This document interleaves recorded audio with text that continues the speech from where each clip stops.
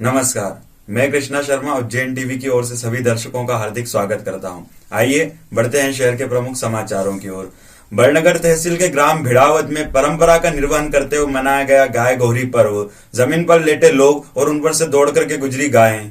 बड़नगर तहसील के ग्राम भिड़ावत में सुबह गोवर्धन पूजा के बाद मन्नतधारियों के ऊपर से गायें गुजरी। ग्रामीणों के अनुसार इस अनूठी परंपरा का निर्वहन कई वर्षों से होता आ रहा है।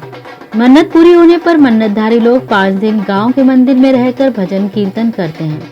गोवर्धन पूजा के पहले ग्रामीण अपनी गायों को सजा कर लाते हैं। पूजन के बाद मन्नतधारी जमीन पर लेट जाते हैं। इसके बाद सैकड़ों गाय एक एक करके उनके ऊपर से गुजरती हैं।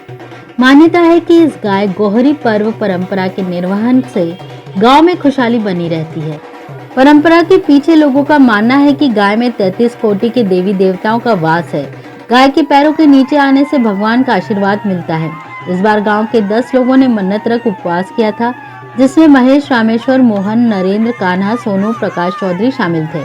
दीपावली के 5 दिन पहले 11 के दिन सभी ने घर छोड़ा और गांव स्थित माता मंदिर पहुंचे। यहाँ वे 5 दिनों तक भजन कीर्तन करते रहे। बुधवार को मन्नतधारियों ने मन्नत पूरी की। ढोल नगाड़ों के बीच गाय उनके ऊपर से गुजरी। इस परंपरा को देखने के लिए बड़ी संख्या में लोग पहुंचे। उनका कहना था कि सालों से चली आ रही परंपरा के कारण आज तक किसी को कोई हानि नहीं पहुंची है। इस बाबत व्रतधारी महेश अग्रवाल और ग्रामीण सुरेश सिसोदिया ने बताया, ये प्रथा सदियों से चलती आ रही है और हम आगे भी चला रहे हैं। 5 दिन, मेरे को 5 साल हो गए। 5 दिन हम पूजा करते हैं गौ माता की। 5 दिन से मंदिर में रुकते हैं और गौ माता का दूध ही पीते हैं। इसके अलावा कुछ भी खाते पीते नहीं हैं। हम मंदिर में सोना करना हमारा मंदिर में ही होता है। इसके अलावा हमारे सदियों से जो आ रही है प्रथा वो आगे चलाते रहेंगे। और गौ माता हमारे ऊपर से निकलती है तो हमें मतलब फूल की तरह महसूस होती है। इससे मतलब ऐसा कुछ भी नहीं हो, क्या न हो नहीं हो। देखिए सर, ऐसा है कि परंपरा तो बरसों से चली आ रही है और इसमें ये मन्नतधारी जो रहते हैं, गांव के जो लोग रहते हैं, घोड़ी पड़ने वाले, ये घोड़ी पड़ते हैं और आज दिन तक किसी प्रकार की कोई भी हानि नहीं हुई है इनको और किसी प्रकार की चोट नहीं लगती और माता जी मन्नत इनकी पूरी करती है।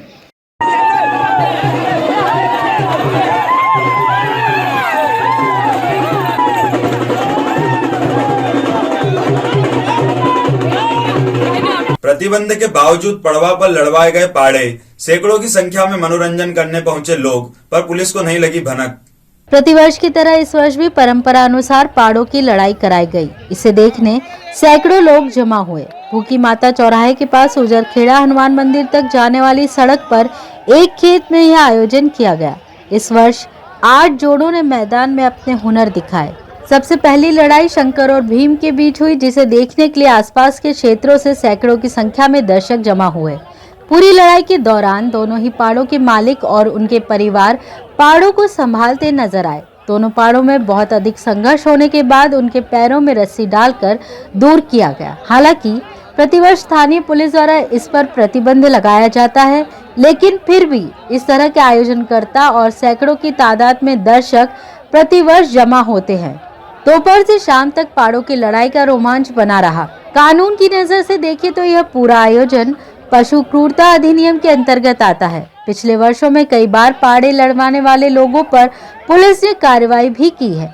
इस वर्ष इतनी बड़ी संख्या में दर्शकों का इकट्ठा होना और संबंधित थाना पुलिस को इसकी जानकारी न होना पुलिस की कार्य प्रणाली पर एक बड़ा प्रश्न चिन्ह लगाता है। खैर, कुछ भी हो, लेकिन शहर की जनता ने पाड़ों की लड़ाई का खूब आनंद लिया।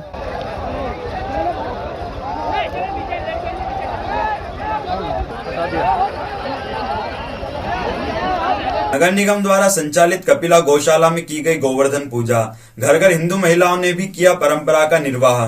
गोवर्धन पूजा कार्तिक मास की शुक्ल पक्ष की प्रतिपदा को होती है। मतलब इसे 25 अक्टूबर को होना था, लेकिन सूर्य ग्रहण की वजह से तिथियां आगे बढ़ गई। हिंदू धर्म में गोवर्धन पूजा का बहुत महत्व है। इसके लिए सबसे पहले गाय के गोबर से गोवर्धन का चित्र घर के आंगन में बनाया जाता है। इसके बाद गोवर्धन भगवान की पूजा की जाती है। मान्यता है कि आज के दिन अगर विधि विधान से भगवान गोवर्धन की पूजा की जाए तो श्री कृष्ण पूरे साल अपने भक्तों पर कृपा बरसाते हैं। माना जाता है कि ब्रज के लोगों पर जब भगवान इंद्र का प्रकोप बढ़ा तो उनकी रक्षा के लिए भगवान श्री कृष्ण ने अपनी छोटी उंगली से ही विशाल गोवर्धन पर्वत को उठा लिया था, ताकि उसके नीचे हजारों जीव जंतु और मनुष्य आश्रय ले सकें। इंद्र के घमंड को चूर करने के लिए प्रभु ने अपनी दिव्य लीला दिखाई थी और गोवर्धन पर्वत की पूजा भी की थी। तभी से हर साल इस दिन पर लोग गोवर्धन बनाते हैं। गोवर्धन पूजन के अवसर पर नगर निगम द्वारा संचालित रत्नाखेड़ी स्थित कपिला गौशाला पर गोवर्धन का पूजन करते हुए गोमाता की सेवा की गई। इस दौरान महापौर मुकेश टटवाल, नगर निगम आयुक्त रोशन कुमार सिंह, MIC सदस्य शिवेंद्र तिवारी, रजत मेहता, पार्षद श्री प्रकाश शर्मा, सत्यनारायण चौहान, विजय कुशवाहा, अपर आयुक्त आदित्य नागर, उपायुक्त संजय गुप्ता उपस्थित रहे। समर्पयामि जलेन शीतलीकरणम् पुष्पे देवादिवंदनम देवम ददियात। माँ भगवती को आरती दीजिए सीधे हाथों से, स्वयं ले लो, स्वयं ग्रहीत्वा। सुहाग पड़वा पर गजलक्ष्मी के दर्शन से मिलता है सौभाग्य और संतान का सुख। माता को वर्ष भर चढ़े कुमकुम का किया जाता है वितरण। शहर में गजलक्ष्मी का ऐसा मंदिर है जहां श्रद्धालु संतान की कामना करते हैं। वहीं सुहागन महिलाओं को यहां माता को साल भर चढ़ा हुआ सौभाग्य कुमकुम दिया जाता है। कहा जाता है कि इससे मस्तक पर लगाने से महिलाओं का भाग्य और जगमगा जाता है। इसलिए दीपावली के अवसर पर श्रद्धालु गजलक्ष्मी के दर्शन करने के लिए उमड़ते हैं। गजलक्ष्मी की पूजा अर्चना माता कुंती ने भी की थी। गजलक्ष्मी के मंदिर में सुहाग पड़वा पर माता गजलक्ष्मी का विशेष श्रृंगार करने के साथ ही माता को साल भर चढ़े हुए कुमकुम का वितरण सुहागनों को किया जाता है। शहर में वैसे तो लक्ष्मी माता के 4 मंदिर हैं, जिनमें एक गजलक्ष्मी मंदिर है, वहीं दूसरा गोला मंडी में स्थित वैभव लक्ष्मी वेंकटेश मंदिर है। बताया जाता है कि ये प्रतिमा महाराष्ट्र से लाकर उज्जैन स्थापित की गई थी। यहाँ साल भर जो साड़ियाँ चढ़ती हैं वह दीपावली के दिन श्रद्धालुओं को बांट दी जाती हैं। तीसरा मंदिर गढ़कालिका में अष्टवैभव महालक्ष्मी मंदिर है। चौथा महाकाल मंदिर के पास प्राचीन गजलक्ष्मी मंदिर है। इन मंदिरों में दीपावली पर्व पर श्रद्धालु काफी संख्या में दर्शन करने पहुंचते हैं। इस बाबत मंदिर पुजारी राजेश गुरु ने बताया, ये एक प्राचीन परंपरा है। ये लक्ष्मी मंदिरों में भी हो सकती है और होती है। ये उज्जैन में एकमात्र मंदिर है गजलक्ष्मी महालक्ष्मी का मंदिर। और सुहाग पड़वा सुहागन महिलाओं के लिए विशेष होता है। आज के दिन महिलाओं को हम जो साल भर मंदिर में सिंदूर माँ को अर्पण किया जाता है, वो भक्तों के द्वारा, वो एक पुजारी परिवार द्वारा वो सिंदूर को एकत्रित करते हैं हम। और आज के दिन बड़ा महत्व है, सदा सुहागन का आशीर्वाद, क्योंकि ये जो लक्ष्मी जी का रूप है, जो घर की नारियाँ होती है, घर से निकल के यहाँ आई है, ये अपने अपने घर की गृह लक्ष्मी है। गृह लक्ष्मी गज लक्ष्मी से मिलने आई है, वो माँ के दरबार में आई है, वो घर से निकली दरबार में आई है। ये एक दुर्लभ दर्शन होते हैं आज। ऐसा दर्शन पूरे भारत में देखने को नहीं मिलेगा। ऐसा लगता है कि आज माँ लक्ष्मी स्वयं हाथी पे विराजमान होकर जो भक्तों के घर जाती है। तो कितनी संख्या में महिलाएं? ये हमने करीब 50,000 पैकिंग हमने सिंदूर का बनाया है भक्तों के लिए। 50,000 पैकिंग प्रसाद का है, जो 56 भोग हम लगाते हैं। ऐसे ही अभिषेक होता है, उसका भी वितरण करते हैं। सारी ऐसी व्यवस्था होती है, ये सबको आनंद आता है यहाँ। कब तक चलेगा ये आज का दिन पूरा दिन होता है, सुबह से लेकर आज का दिन। सुहाग पड़वा बोलते हैं, तो आज पूरा ही दिन जब भी भक्त अपनी सुविधा अनुसार आते हैं, उनको ये प्रसाद और कुमकुम दिया जाता है। कक्षा 12वीं की नाबालिग छात्रा से युवक ने डरा धमका कर किया दुष्कर्म। थाना माधव नगर में प्रकरण हुआ दर्ज। किशनपुरा में रहने वाली नाबालिग 12वीं की छात्रा को क्षेत्र में ही रहने वाला दिशांत वाडिया पिछले कई महीनों से परेशान कर रहा था। युवक स्कूल और कोचिंग क्लास तक भी उसका पीछा कर रहा था। माँ बाप को मारने की धमकी देता और उसे अपने बाइक पर बैठा कर अपने घर ले जाता, जहां पीड़िता के साथ उसने 2 बार दुष्कर्म किया। डर के कारण पीड़ित छात्रा ने अपने परिवार को घटना की जानकारी नहीं दी। आरोपी युवक ने उसके फोटो वीडियो भी बना लिए और गत मंगलवार को भी उसने छात्रा को मिलने बुलाया।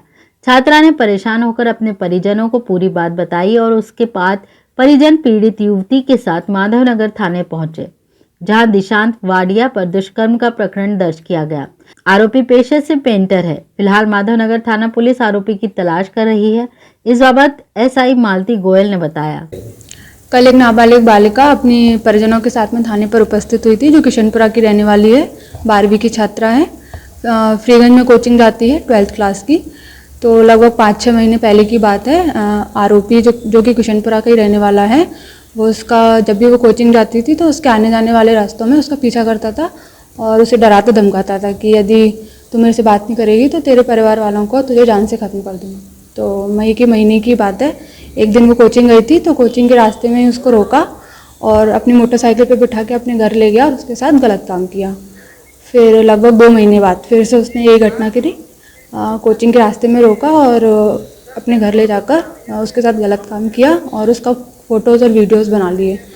तो फ़ोटोज़ और वीडियोज़ वायरल करने की वो धमकी देता है अभी भी और उसको कल फिर से मिलने के लिए बुलाया था। तो डर के कारण बालिका ने अपने घर पर बताया, फिर उसके बाद उसके परिजन उसको थाने लेकर आए और दुष्कर्म का मामला पंजीबद्ध करवाया आरोपी के खिलाफ। जीवाजीगंज थाना क्षेत्र अंतर्गत केडी गेट कलाली के समीप से गुजरते युवक से 2 बदमाश भाइयों ने शराब के लिए मांगे रुपए, मना करने पर किया हमला। थाना जीवाजीगंज क्षेत्र में विजय लोधी पिता चंद्र लोधी उम्र 28 वर्ष दोपहर के समय केडी गेट कलाली के पास मोटरसाइकिल से गुजर रहा था।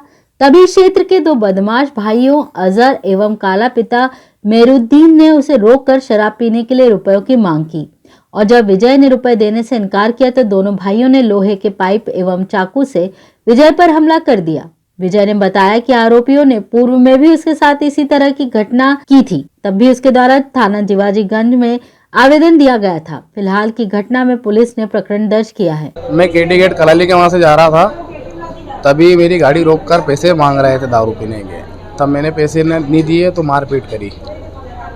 मारपीट में कौन लोग थे? एक अजरिया था और एक काला था। ये आए दिन की घटना हो गई इनकी? हाँ, आए दिन ही। ये दूसरी बार हो गया मेरे साथ। मैंने एक बार आवेदन भी दे रखा है इनका। आवेदन कहाँ दिया था आपने? जीवाजीगंज में। तो ये थी उज्जैन शहर की प्रमुख खबरें। ऐसी ताजा खबरों के लिए देखते रहिए उज्जैन टीवी। उज्जैन टीवी के यूट्यूब चैनल को लाइक और सब्सक्राइब करना ना भूलें। नमस्कार।